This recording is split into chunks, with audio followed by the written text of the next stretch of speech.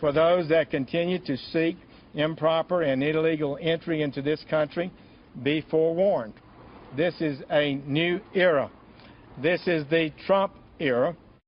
Attorney General Jeff Sessions there putting illegal immigrants on notice, laying out an aggressive guideline or several guidelines that could put illegals and those who harbor them behind bars. All right, here to discuss, we got New Jersey Governor Christie. Good morning to you. Good morning. How are you? All right. He's your constituent, so I know you talked to him. I live in Jersey. That's right. He does. I'm going to die. We're so excited about it. We really are. Thank you very much, Governor. All right, so Jeff Sessions yesterday made the case. Look, so far that now that Donald Trump has been president, the number of illegal crossings has fallen, but in the meantime, we're going to criminalize things in such a way that we're going to be able to put people away, unlike the last administration. Well, listen, I think this is what the president ran on, right? He said he was going to toughen the border, and I think the Attorney General is following the president's lead as what he should do. You're the Attorney General, you're appointed by the president, that's what you should do. So I think he will make it tougher. I think he wants to put everybody on notice. And listen, following the law is not a bad thing. Yeah. Senator Schumer seems to want to humiliate President Trump, and he thinks the best way to do that would be deny funding for that wall that's going to begin in San Diego. They already took bids. They already have estimates. They already know roughly what it's going to look like. Where does the rubber hit the road for the president, knowing how important this is to him? Well, listen, I think the president will be able to figure out a way to pay for it, whether Senator Schumer likes it or not. You know, that's part of the president's skill. Where do you find $15 billion? Well, you know, listen, it's a big budget. It's a multi-trillion-dollar budget. So, you know, I think the president will be able to find his way through it. And listen, Senator Schumer is still fighting the election results. I mean, enough already. You know, the election was months ago. Right. People spoke clearly, 306 electoral votes. And Senator Schumer should want to cooperate a little bit with the president. But he's not. Well, but for those of us who live in this area, we're not the least bit surprised. Right. Yeah. All right, Governor, the White House Press Secretary Sean Spicer had to apologize yesterday for this comment. Someone as despicable as Hitler, who didn't even sink to using chemical weapons. So, comparing what happened in Syria to what happened in It the only got Holocaust. worse from there. Yeah, it did get worse. Hitler did use chemical weapons. Yes, he did. Yes, he did. And listen, here should be a general rule for anybody involved in public life, whether you're a governor, a press secretary for the president, or whether you're a host of Fox and Friends. Right. Don't bring up Hitler. Ever. Ever. There's no winning. Okay. There's no winning in bringing up Hitler. Write that down. It's very important. Don't bring up Hitler. All right. You can't win in any conversation about Hitler. He is the most despicable human being in the history of the world. You can't make any kind of comparisons like that. And I just think that unfortunately for Sean, he got carried away with himself.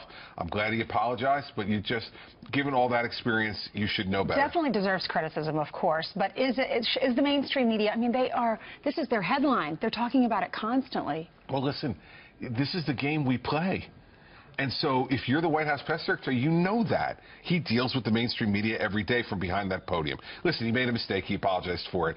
But the fact of the matter is that you never bring up Hitler. That's a good rule. Okay. If you follow that rule, I think you keep yourself out of this trouble completely. But, Governor, is there a problem with the system that led to that? Is there enough people in the communications division to go over the top 5 headlines of the day in order to handle a 45-minute or a 1 hour and a half meeting with the press where there is no script? Brian, do you really think somebody needed to sit across from someone and say, like, don't compare anybody to Hitler? Yeah. Like, I think if you had 50 people in the White House communications staff, they probably wouldn't have done that.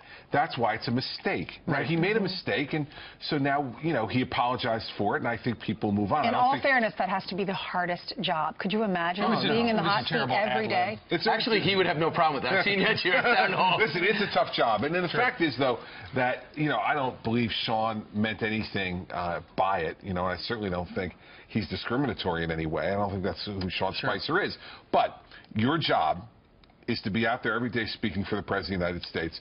One of the things you should take out of the portfolio permanently is any Hitler references. There you go. We should just stop that. That's the lesson for today.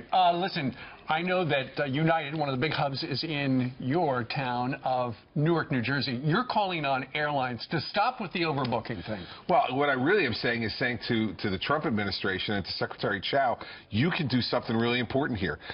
Until you review how the networks, the airlines, are really using this overbooking, suspend them, stop them from doing it. Because what we saw the other night, unfortunately, is typical of the attitude of United Airlines. Now, I know that because 70% of the flights at Newark Airport, in and out, are for United Airlines. They are. And the attitude of that airline is awful. What happened? Well, listen, I don't know. I don't think they've ever really recovered from the merger between United and Continental. And I don't think they've integrated their employees. I don't think they've set a culture there. And you've got a CEO who basically takes off after the guy who's getting dragged down the aisle. They get around it by, if you say no more overbooking, their argument might be, we actually didn't overbook. Everyone had a seat. We just kicked 4 people off because our crew needed to get there. Well, you know what? That's better. Make other allowances for your crew. I mean, the fact of the matter is these are paying customers. And when I buy a ticket and then I check in and I'm assigned a seat, I expect that if I'm boarded onto the plane, that I'm going to stay on the plane. And I think to do what they did, everybody who flies commercially knows that United is awful. I mean, they know United's awful. And I mean, I talk to constituents in New Jersey all the time who really, if you live in the northern part of the state, basically have no choice but to fly United. And United uses that. They overbook it. They have less planes. They make more money. This is all about, remember this, they kicked those people off, that guy off the plane and the other 3, to make money. Yeah. That's it. And they're doing it with the permission of the federal government. So what I'm saying to the administration is stop them from doing it. You want to do regulatory reform? Let's do it. All right. Christie, thank you very much. Let's hope they're listening. 2 lessons in that chat. We know they listen to Fox and Friends. Come on.